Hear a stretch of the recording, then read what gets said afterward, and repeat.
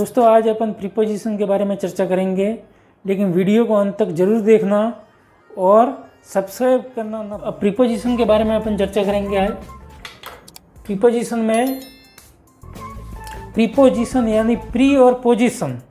Pre यानी पूर्व और पोजीशन यानी स्थिति, पहले की स्थिति या पूर्व की स्थिति यानी प्रीपोजिशन। ठीक है, प्रीपोजिशन में इन और इनटू के बारे में अपन समझेंगे। दोनों का मतलब होता है अंदर, इन का मतलब भी अंदर और इनटू का मतलब भी अंदर, लेकिन दोनों में डिवाइडेशन किया है और फर्क भी है और जो कंट्रोवर्सी है वो अपन समझेंगे। तो सबसे पहला अपन समझेंगे the frog is in the well. ये जो मेंढक है वह कुएं के अंदर है। ठीक, अब कुएं में इस साइड भी वह गति कर सकता है, खुद उछल कूद के जा सकता है, इधर भी उछल कूद के जा सकता है, इधर भी उछल कूद के जा सकता है। अब इसका उछलना और कूदना इधर इधर गति तो कर रहा है, लेकिन वास्तव में अगर इसके अंदर है और स्थिरता है तो इनका प्रयोग होगा। और इनटू का प्रयोग में हमेशा गति होती है दोस्तों, मोशन होता है। मतलब कोई वस्तु जैसा कि the frog jumped into the well.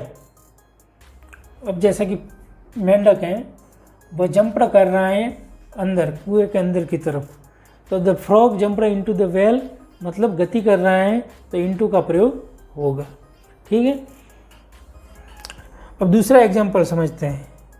यहाँ इस जग में पानी भरा हुआ है, बास्केट में पानी भरा है, आधे तक भरा हुआ है। ठीक है, वह स्थिर अवस्था में है, मतलब रेस्ट इनसाइड, रेस्ट इनसाइड है, स्थिर अवस्था में होने की वजह से अपन इनका प्रयोग करेंगे।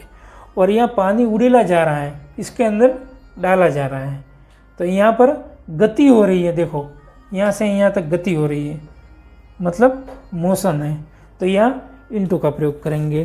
ठीक है, अब एग्जाम्पल समझेंगे अपन। The parrot is in the cage. तोता है वह, the parrot is in the cage, पिंजरे के अंदर तोता है। ठीक है, तो इनका प्रयोग होगा क्योंकि पिंजरे के अंदर वो स्थिर अवस्था में है दोस्तों, स्थिर अवस्था में है। ठीक है, रेस्ट इनसाइड है।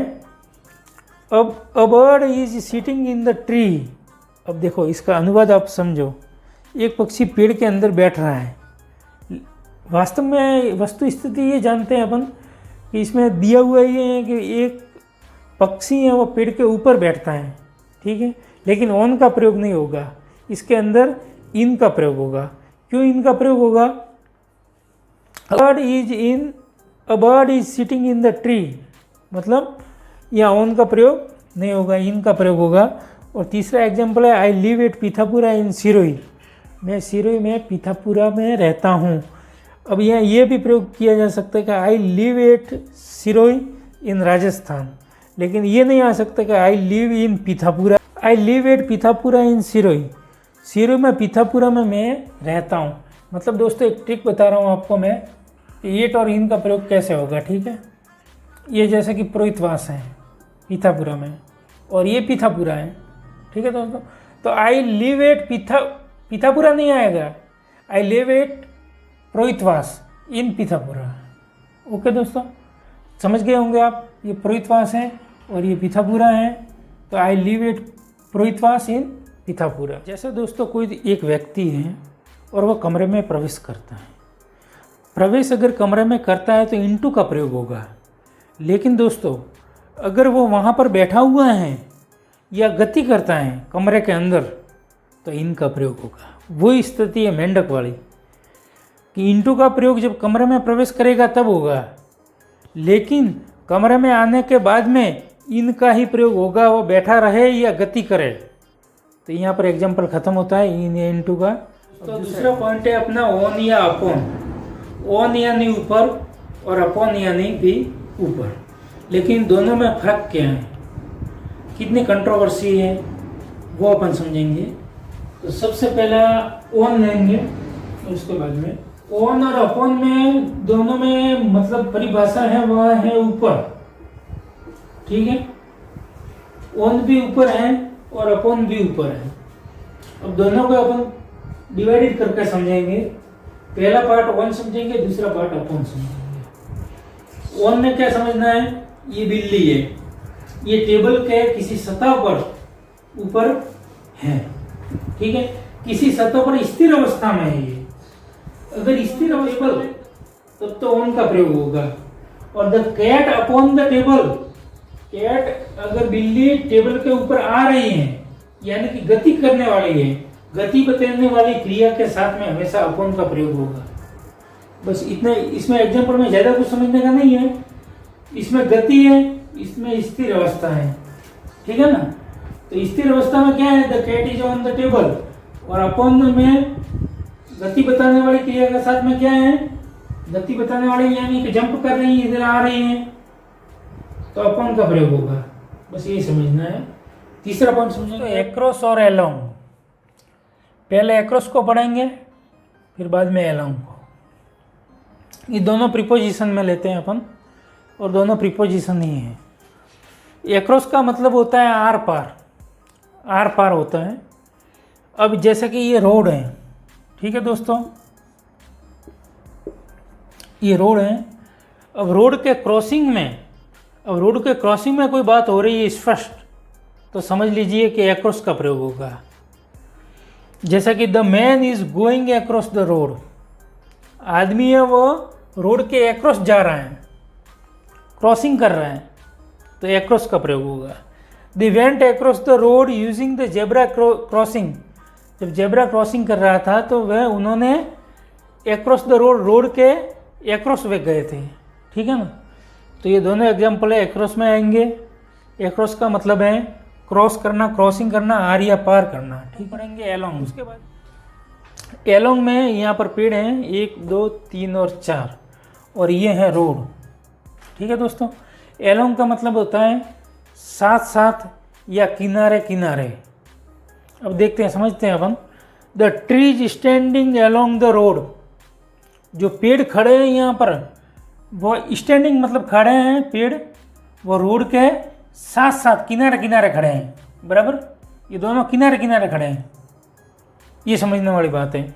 यहाँ भी जो पेड़ है नीचे, वो भी किनारे किनारे यानी साथ साथ खड़े हैं, ठीक है। तो एलोंग का दूसरा पॉइंट है, देवर वॉकिंग एलोंग द रोड, यानी वो रोड के किनारे किनारे चल रहे थे, वॉकिंग कर रहे थे किनारे किनारे साथ साथ, फुटपाथ पे, समझ सकते हो, फुटपाथ पे किनारे किनारे रोड के वे वॉकिंग कर रहे थे। और तीसरा पॉइंट है अपना, colourful trees grew along the river, यानी कि जो नदी है, नदी बह रही है और इसके किनारे जो पेड़ खड़े हैं उसके बारे में बताया गया है, तो एलोंग का प्रयोग होगा। क्योंकि ये भी जो पेड़ खड़े हैं नदी के अंदर तो खड़े नहीं हैं, सीधी सी बात है, और वो किनारे किनारे यानी साथ साथ में इधर खड़े हैं रिवर के। ये रिवर है, ये रिवर है, और रिवर के किनारे पेड़ खड़े हैं, तो एलोंग का प्रयोग होगा। अब चौथा पॉइंट बिटवीन और एमोंग को समझेंगे। बिटवीन और एमोंग का मतलब ही होता है बीच में या मध्य, बीच में या मध्य, ठीक है। अब बिटवीन और मध्य में क्या अंतर है वो अपन समझेंगे।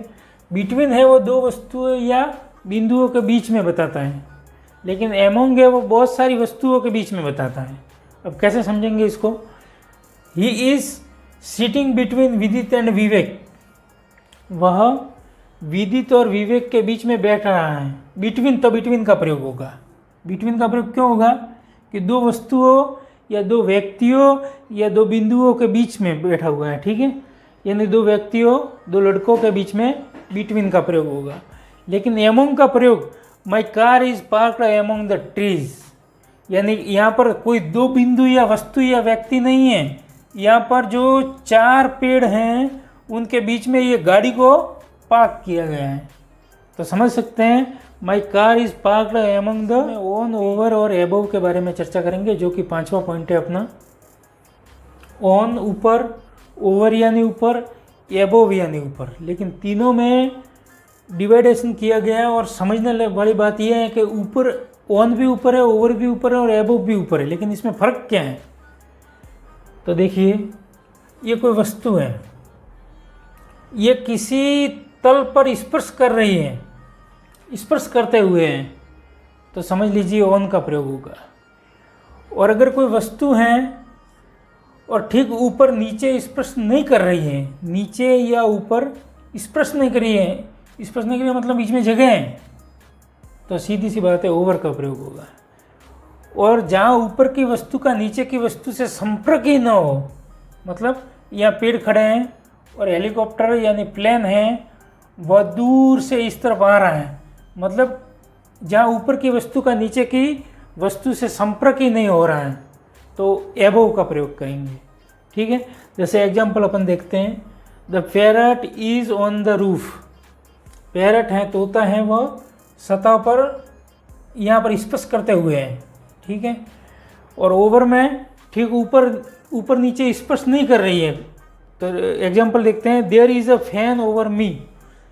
फैन है, पंखा है, वह मेरे ऊपर है लेकिन वह स्पर्श नहीं कर रहा है। There is a fan over me. There was a fan over the table. Table के ऊपर पंखा है लेकिन वो स्पर्श नहीं कर रहा है, तो ओवर का प्रयोग होगा। और एबोव में जहाँ ऊपर की वस्तु का नीचे की वस्तु से संपर्क न हो, जैसे example, the plane is flying above the trees. ये प्लेन है, ये पेड़ के ऊपर तो उड़ रहा है लेकिन यह इसका कोई संपर्क नहीं है, इसके ऊपर नहीं उड़ रहा है, थोड़ा सा इससे दूर है। जैसे in the above passage, over और एबोव, तीनों के एग्जाम्पल चित्र सहित अपन ने समझे हैं, लेकिन तो भी समझ में नहीं आया हो तो एक ट्रिक मैं बता रहा हूँ आपको, जिससे जल्दी आपको समझ में आ जाएगा। जैसे ए कोई वस्तु या व्यक्ति है, ठीक है, अब बी इसको टच कर रहा है, बी इसको स्पर्श कर रहा है, तो ये तो हुआ ऑन, सीधी सी बात है, ये हुआ ऑन। और ये जो ठीक ऊपर है, नीचे स्पर्श नहीं कर रहा है, तो ये हुआ ओवर। और ये जो डी है वो हुआ एबोव, क्योंकि वह ए से थोड़ा दूर है, ये व्यक्ति या वस्तु से दूर है, इसको टच भी नहीं कर रहा है, स्पर्श भी नहीं कर रहा है, इसके जस्ट ऊपर भी नहीं है, ऐसे ऊपर है लेकिन थोड़ा दूर है, और गति करेगा, मोशन करेगा और उसके बाद में एक ऊपर आएगा। तो ये हुआ ए बी सी और डी, जिसमें ऑन, ओवर और एबोव। अपन ने 5 पॉइंट पढ़ लिए हैं। 5 पॉइंटों के बारे में अपन ने प्रीपोजिशन में चर्चा की। अब छठा पॉइंट है वो दूसरे पार्ट में अपन समझेंगे। छठे पॉइंट में बिलो या अंडर के बारे में समझेंगे, इसलिए दूसरे पार्ट को आप जरूर देखिएगा।